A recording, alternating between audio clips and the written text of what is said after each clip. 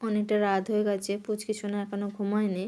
তাই পুচকি সোনাকে পুচকির বাবার কাছে রেখে আমি বেগুন ভাজতে এসেছি।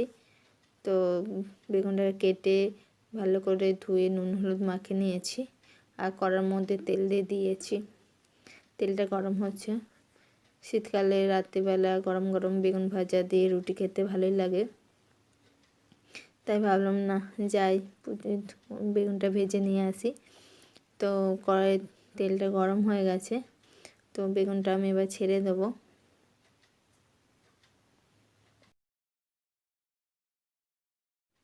ঠান্ডাটা আজকে অনেক বেশি পড়েছে অন্য দিনের তুলনায়।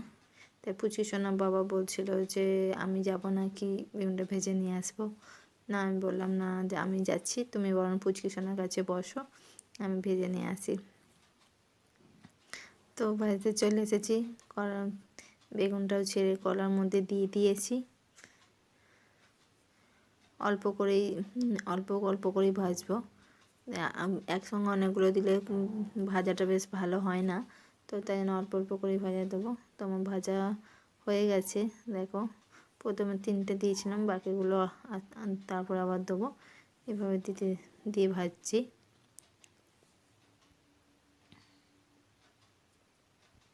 তো আমার বেগুন ভাজা কমপ্লিট হয়ে গেছে। তো এবার এটা রুটির সাথে খাওয়া হবে।